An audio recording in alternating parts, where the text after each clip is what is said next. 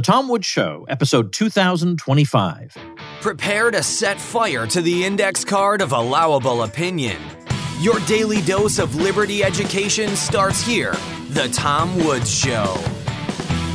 Hey folks, chances are if you're listening to this podcast, you are surrounded by irrational, panicked people who think you're a terrible person because you don't want to lock everybody in their houses. No amount of reasoning appears to accomplish anything. And not to mention the media has done nothing but stoke fear and fail to provide context. Well, one of the many benefits you get as a supporter of The Tom Woods Show is membership inside the Tom Woods Show Elite.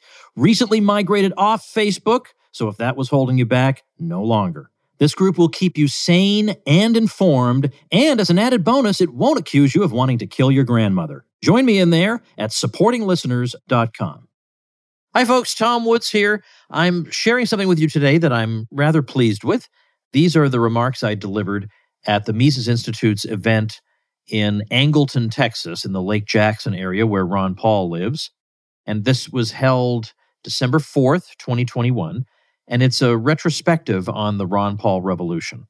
So what follows are my brief remarks on that occasion. But you'll notice in a couple of brief moments, I refer to having mentioned such and such earlier in the day. And what I'm talking about there is I did actually address the group very, very briefly earlier in the day when I introduced Glenn Greenwald, who joined us via a video hookup from Brazil.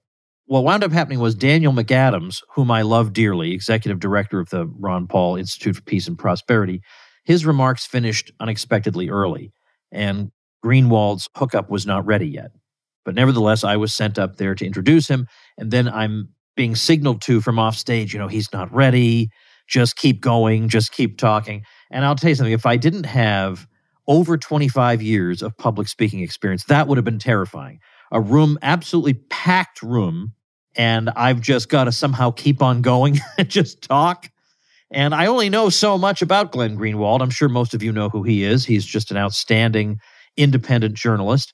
But that's okay. I made it work. I came up with things to say. I think it was handled reasonably well. And then once the hookup was complete, I turned it over to Glenn. So that was kind of fun.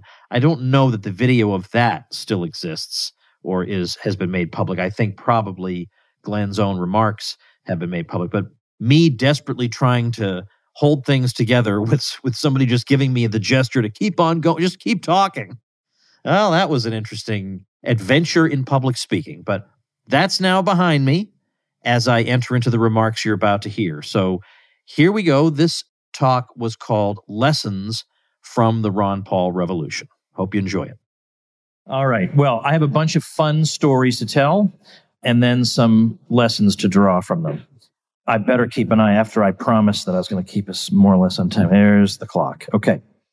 I'd like to begin by saying this. Other than my children, and as you know, one of them is here with me in the audience today, I have never been prouder of anything in my life than to have worked with and been associated with Ron Paul. The cynic will scoff, but I mean it when I say that the man is genuinely a hero to me. Now, the biggest project I've worked on with him occurred after he left Congress, and that is the Ron Paul homeschool curriculum. It's a K through 12 curriculum. It's video-based and self-taught, which means that parents don't have to run themselves ragged. It gives students, wait for it, both sides of the story. How about that? Revolutionary. And it equips them to do things that no government school does. How to communicate effectively, how to manage their finances, how to run a home business, the sorts of things you would think they would learn in a school, but oddly enough, they don't. The website that I use for it, ronpaulhomeschool.com. Now, as I say, this talk is called Lessons of the Revolution. So here's the first lesson drawn from that homeschool curriculum. Politics isn't everything. Think about the enormous sums that have been blown by political action committees on hopelessly badly run campaigns. If even a tiny sliver of that had been spent to develop a homeschool curriculum that would educate thousands, tens of thousands, hundreds of thousands, possibly millions of people, think about where we'd be then. But it never occurred to anybody, with all these billions of donor dollars floating around DC think tanks and political action committees, never occurred to anybody, maybe this isn't the best use of that money. How about a K through 12 homeschool curriculum? That was Ron Paul's idea. Now, as I look back in anticipation of this talk on the years 2008 and 2012, the years of the presidential campaigns we recall so fondly, so many fond memories came rushing back. Of course, we all remember the Giuliani moment, Rudy Giuliani criticizing Dr. Paul in one of the Republican debates for having suggested that the United States might have been attacked on 9/11 for some reason other than we're so awesome and they're just envious of our awesomeness. He just refuses to talk to people that way. He's not going to do it. And Rudy Giuliani piped up, I hope the congressman didn't mean that. Blah, blah, blah, blah. And you know how American society works. Somebody utters the truth by accident, usually. Somebody else demands that that truth be retracted, and the person sheepishly says, oh, I'm so sorry. What I meant to say was... Dr. Paul revolutionized the way American society works because he said, not only am I not taking it back, I'm going to double down on it. And the next day, he brought the guy who was had been the head of the CIA's bin Laden unit, had a press conference with him and said, here's a bunch of books on what led to 9/11 that I think Rudy Giuliani needs to read because he seems so ignorant and uninformed. Like, whoa, you were supposed to say, I'm sorry I said this. I was so wrong. We were attacked because we're awesome. And no, he went on the offensive. I thought, yeah, that's my man. Yeah, go after Rudy Giuliani. That never happens, but it happened that day.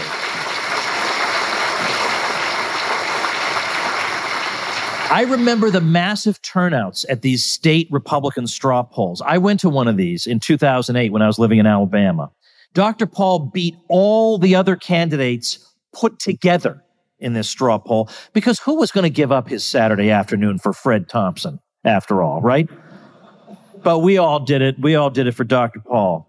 I recall the thousands and thousands of cheering kids who flocked to him wherever he went. I remember there was one university event, and it was either Michigan or Minnesota. It was one of those M universities, and I just can't remember which one. But I remember seeing him come out to this packed audience, and he did this. Like, I can't believe what I'm seeing. I can't believe this is happening. I remember the grassroots put together in 2008, I guess it was 2007, an event called Paint the Town Ron.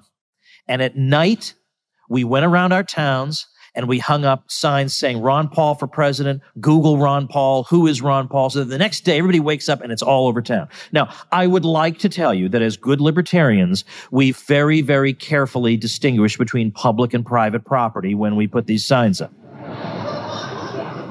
I would like to tell you that. I remember the Ron Paul blimp that flew over the United States, spreading the newspapers are going to tell you about Ron Paul. They're going to put a blimp in the sky and tell you about him. No one else is doing that for anybody else. Or my friend Michael Moresco, who got on his bike and rode the entire length of the United States to spread the message of Ron Paul. And you think, wow, it's amazing that a cyclist would do that. He wasn't even a cyclist. He was just a guy who, he knew how to ride a bike like most of us. He was not a cyclist. He did this because he loved the man and he loved the message. Who was going to do that for Tim Pawlenty? You ever even remember who Tim Pawlenty is?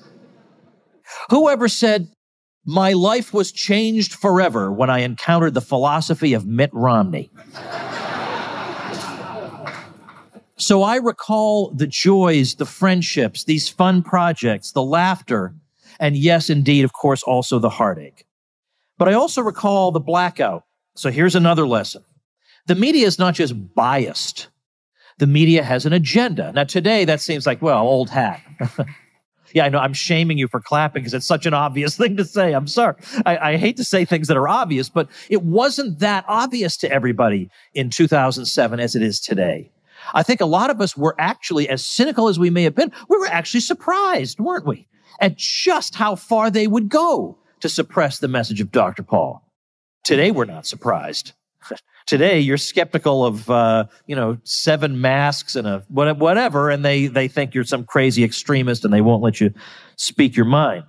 But this was a guy who was shooting laser beams right between the eyes of the American establishment. He wasn't saying the top income tax rate should be lowered by 3 percentage points. He was saying there should be no income tax. He wasn't saying we should invade country B instead of country A. He was saying, how about we not invade these countries and get our troops out of there? He wanted to abolish every evil, every force for evil in American life without compromise, even when many Americans confused those evils as forces for good. And so the media hid him. It got to the point where Jon Stewart, remember him from the old Daily Show? Jon Stewart is not on our side. But even he was aghast. He said, when did Ron Paul become the 13th floor in a hotel? I remember there was a headline from Reuters in the 2008 campaign following one of the Republican debates. The headline was, 2008 Republicans back war. No mention of Ron Paul being very ostentatiously anti-war. No mention. Then later that night, CNN had their post-debate spin, and they had Arianna Huffington, and she said everybody on that stage supported the war, and no one questioned her. And that's Orwellian. That's bizarre. And I already told you in the interlude about MSNBC putting a screen up about fundraising and the political war chests of the various candidates, and they skipped over Ron Paul, who was in second. So they skipped right from first to third. I mean, I don't think that was an accident. They had an intern. I mean, Dr. Paul has a very easy last name to spell. It wasn't that. There's a pattern developing here. All of us recall similar examples of this. So there's a lesson. We're going to have to build our own things and fight this fight ourselves. How about the way the official conservative movement greeted Ron Paul? Oh, the conservative, they're all for lower spending, and they just love the Constitution. It's their favorite thing in the world. And then somebody comes along actually intending to implement these things, and they treat him like the return of Godzilla. That's the conservative movement for you. He's a kook, they said. And a lot of folks who should have seen through that, a lot of folks who thought they were cheeky because they voted for Mitt Romney, allowed themselves to be snookered. And now, I'm not saying that they have to hold their heads in shame for the rest of their lives. We've all made mistakes in our lives. But that was a big one. That was a big one. You had the opportunity to support the Thomas Jefferson of the 21st century, and you said, you know what? I think I'd rather have Romney. That guy seems like he's got a lot of really good ideas, and he'll stand up for me. Okay, imagine Mitt Romney being in charge of COVID. Let's just put it that way, okay? We all know how that would have turned out. And so those people, many of whom today now see the light, many of these people are fighting against the insanity and the lies surrounding COVID. And these people supported anybody but Ron Paul in those days.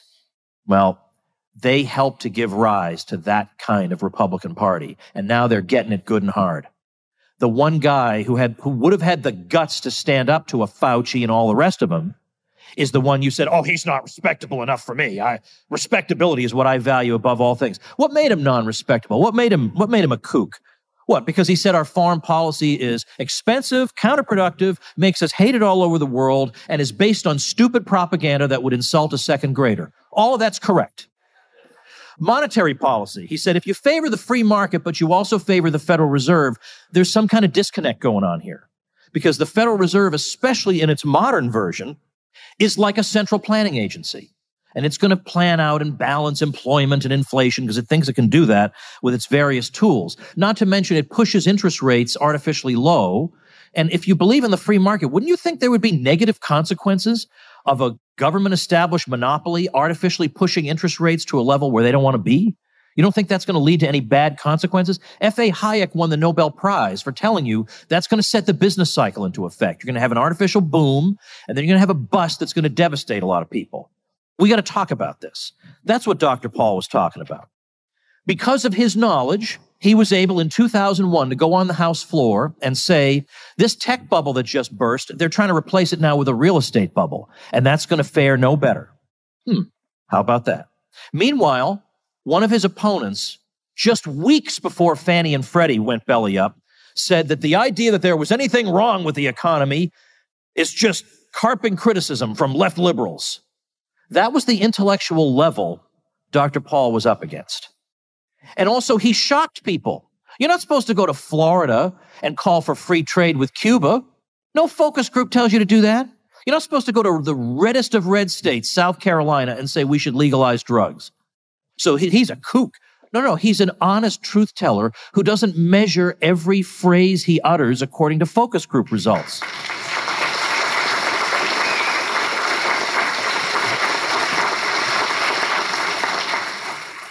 Hey, everybody, let's take a minute to thank our sponsor, BitTrust IRA. A lot of people have been putting crypto into their IRAs. And if you're thinking of doing the same thing, adding Bitcoin to your retirement account, the best way is through BitTrust IRA. The crypto world can be confusing. It's hard to know where to get started. These guys will help you. BitTrust IRA stores your private keys in nuclear bunkers with military-grade encryption. And by the way, when they say nuclear bunkers, that isn't just hyperbole where they're saying it's really, really secure.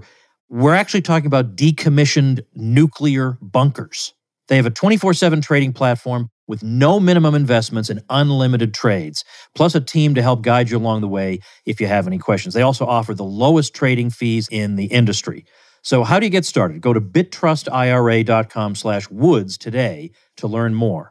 And for a limited time, BitTrust IRA is waiving the sign-up fee for Tom Woods Show listeners. That's a $50 value. That's bittrustira.com/woods. BITTRUSTIRA.com/woods. So, a lot of people now who are fighting the good fight against all the madness, they learned a lesson from the Ron Paul revolution, good and hard. You should have listened. You shouldn't have fallen for the propaganda. I'll never forget one night it was time for a Republican presidential debate. And Sean Hannity began the coverage by saying, well, tonight all eyes are on Tim Pawlenty. What kind of a lizard person are you? Why would anybody's eyes be on, of all people, an establishment bore like Tim Pawlenty? And then Sean Hannity professes to wonder what could have gone wrong in the country. Oh, okay. Well, look in the freaking mirror. Maybe you'll get an answer. I might add, by the way, who are the two best people in public life right now in terms of elected officials on the COVID matter? Well, they happen to be two people who were created by the Ron Paul revolution, Rand Paul and Thomas Massie. We gave them to the world.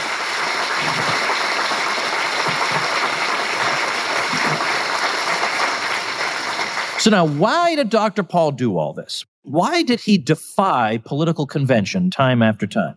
Well, first and foremost, we know a good chunk of the reason. He's an honest man. He believes passionately in these ideas, wants them to be heard.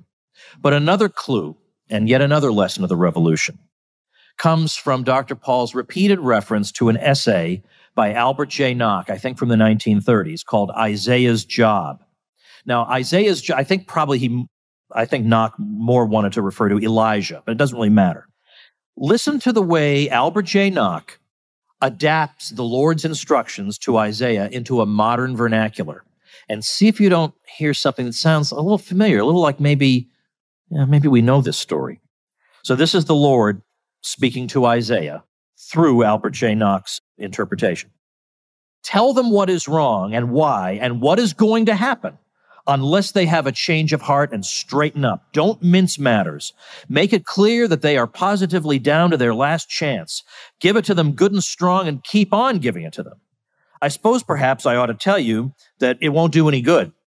The official class and their intelligentsia will turn up their noses at you, and the masses will not even listen.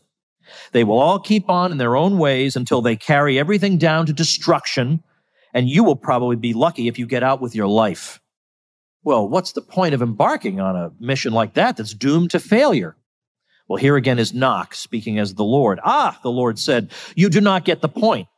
There is a remnant there. Remember Dr. Paul talking about the remnant. What did he mean by that? There is a remnant there that you know nothing about. They are obscure, unorganized, inarticulate.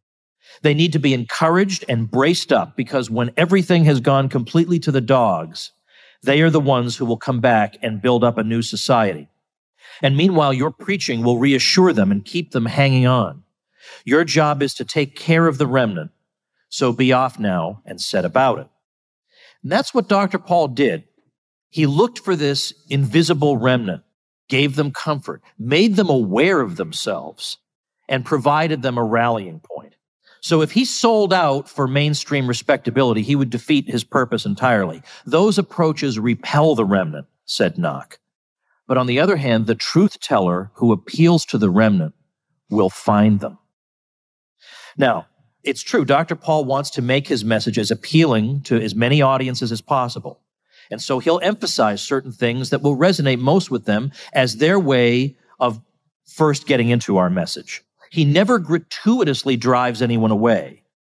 But he accomplished this task not by the usual method, which is to water down the message and obsess over focus group results. He simply explained himself boldly and without retreat. And we've grown so unaccustomed to that. We're so used to automatons and robots talking to us that this immediately grabs the attention of the thinking person. Now, there are a lot of people who do not want their worldviews challenged. They want endless goodies. They want checks with their names on them. They want to be flattered. They want to be told you're the awesomest of the awesome, and that's why your government is hated around the world because we're so awesome. Well, somebody who's at that moral and intellectual level is not going to understand Ron Paul, much less support him. So it's frustrating and fruitless to appeal to people like this, said Nock. And here again, Albert J. Nock, Isaiah preached to the masses only in the sense that he preached publicly. Anyone who liked might listen, anyone who liked might pass by. He knew that the remnant would listen, and knowing also that nothing was to be expected of the masses under any circumstances, he made no specific appeal to them, did not accommodate his message to their measure in any way, and did not care two straws whether they heeded it or not. As a modern publisher might put it, he was not worrying about circulation or about advertising. Hence, with all such obsessions quite out of the way, he was in a position to do his level best. Now, I think he had such fundraising success as he did because the remnant had never been sought out by a presidential candidate before. This was an intelligent man who defied all political convention, taught the public about things they didn't even know they should be interested in the first place, and had a record of consistency that impressed even the most hardened cynic. That got their attention. And now here's yet another lesson of the revolution. Although Knox spoke of the remnant as if it was a fixed number of people that you could seek out but not expand, Dr. Paul has shown that the remnant can be increased, not just found and inspired. And his commitment to the truth, even when it seemed to yield him only grief, seized the attention of a great many apathetic Americans and added them to the ranks of the remnant. Knock further described the task of finding the remnant as largely a thankless job. You're going to look in vain for tangible results. In any given society, the remnant are always so largely an unknown quantity, said Knock. You do not know and will never know who the remnant are, nor what they are doing or will do. Two things you do know and no more. First, that they exist. Second, that they will find you. Except for these two certainties, working for the remnant means working in impenetrable darkness, said Knock. But Knock lived before the internet. Ron Paul now knows who the remnant are, and there are millions of us. He has a sense of their numbers. He knows some of the things they're doing, and we all know some of the things that everybody else is doing. He knows he's had an impact. Knock didn't think this was possible. In his day, it wasn't. But Ron Paul did that job. He did Isaiah's job. He found and built up the remnant. And as it happens, this remnant is now that group of people doing their level best to resist the irrational and unjust commands being issued by their government. Here's a parallel. Pope John Paul II, shortly after becoming pope, said he wanted to travel to Poland and offer public masses there. This was not something the communist regime would have put number one on its list of things that it favored, but there was no way they could stop it. And what mattered even more than what John Paul said, although he did strongly suggest to them that there was nothing permanent about the Iron Curtain. But what mattered the most was how many people came out to that. Some of the largest crowds ever. And they looked at each other and they realized how many of them they were and how few the ruling class were. And that sparked just the right kind of thinking. That's what Dr. Paul did for us. We all felt scattered, isolated, and then we all came out, looked around, and realized there are a lot more of us than we thought. And I told you earlier that when YouTube took away the ability to downvote things, that was its attempt to prevent us from realizing what our numbers are. Because every time the regime puts out one of its propaganda videos, it would be overwhelmingly downvoted. So they just took that away. That says something about our hidden strength. And again, we should remember, if RFK Jr. can get a book to number one in terms of sales in the country, in the face of a complete blackout, the remnant is out there. Now,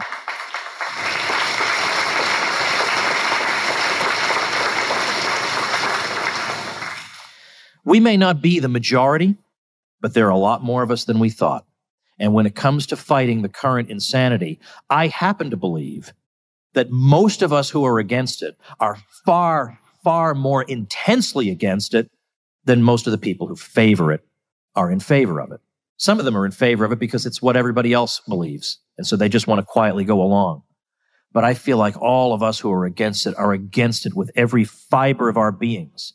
And let's remember, too, at a time when we may feel demoralized, that their side has the bootlickers, the yes men, and the automatons, but our side has the rule breakers, the individualists, the creatives.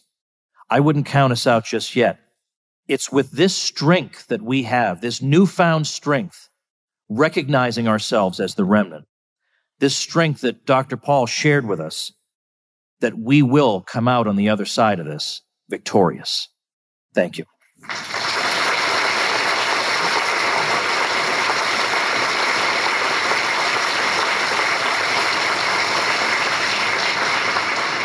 All right, folks, that's going to do it for this week. I may have a few fewer episodes than usual in December because I generally like to take a little time off around Christmas time. It used to be I would take 2 full weeks off. I think it'll be fewer missed episodes. Not really missed episodes, right? Everybody's entitled to a little time off, especially around Christmas. But I think I'm probably going to put out more episodes than I normally do in December. But there will be a number of days where there won't be a Tom Woods Show episode, and you'll be scratching your head, and then you'll say, ah, yes, he told me about this. But in the meantime, you have over 2,000 back episodes. You can always go back and listen to so many great gems in that pile of episodes. There's bound to be. With that many of them, there's bound to be some gems in there. So enjoy those, and I'll see you next week. Become a smarter libertarian in just 30 minutes a day. Visit TomWoods.com to subscribe to the show for free, and we'll see you next time. Like the sound of The Tom Woods Show? My audio production is provided by Podsworth Media. Check them out at podsworth.com.